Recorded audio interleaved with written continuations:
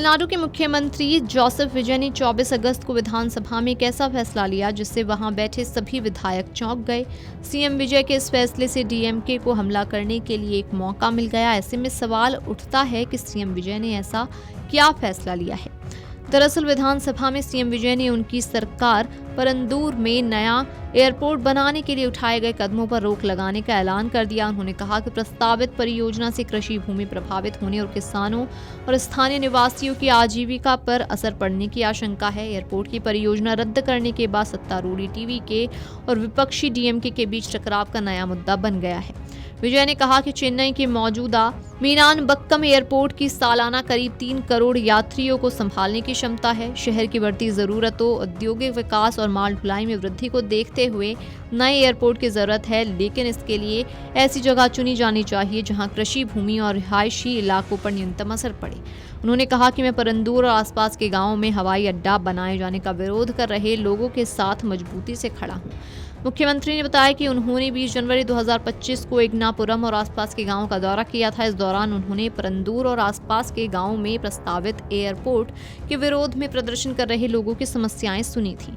विजय ने कहा कि वो परंदूर और आसपास के 12 गांवों में एयरपोर्ट के निर्माण का विरोध कर रहे लोगों के साथ मजबूती से खड़े हैं। उन्होंने किसानों को देश की रीढ़ बताते हुए कृषि भूमि बचाने के लिए आंदोलन कर रहे लोगों का समर्थन किया। मुख्यमंत्री ने कहा कि उन्होंने अक्टूबर 2024 में विक्रमंडी में एक जनसभा के दौरान ही परंदूर एयरपोर्ट परियोजना का विरोध किया था। उन्होंने ये भी स्पष्ट किया कि वो औद्योगिक विकास और उसमें एयरपोर्ट की भूमिका के पक्ष में है, लेकिन नया एयरपोर्ट परंदूर में नहीं बनाया जाना चाहिए।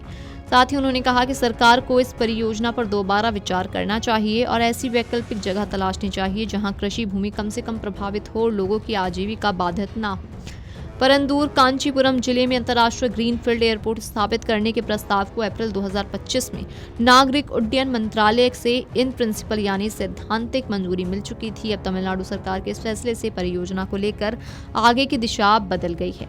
तमिलनाडु के पूर्व मंत्री और डीएमके नेता थनगम थेन्नारसू ने कहा कि राज्य के आर्थिक विकास के लिए एयरपोर्ट बेहद महत्वपूर्ण है और चेन्नई में एक नए एयरपोर्ट की जरूरत है। उन्होंने कहा कि चेन्नई एयरपोर्ट कभी यात्रियों की संख्या के मामले में तीसरे स्थान पर था, लेकिन अब 5वें स्थान पर पहुंच गया है।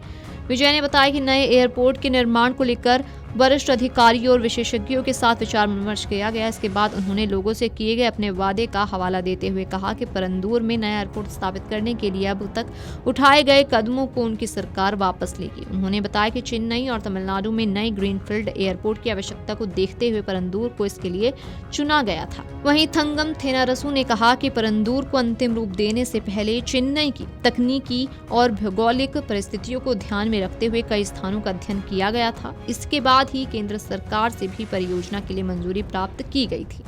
Video desk amarujala.com। अगर आप ये वीडियो YouTube पर देख रहे हैं तो हमारे चैनल को सब्सक्राइब कर बेल आइकन दबाएं और Facebook पर देख रहे हैं तो हमारे पेज को लाइक करें।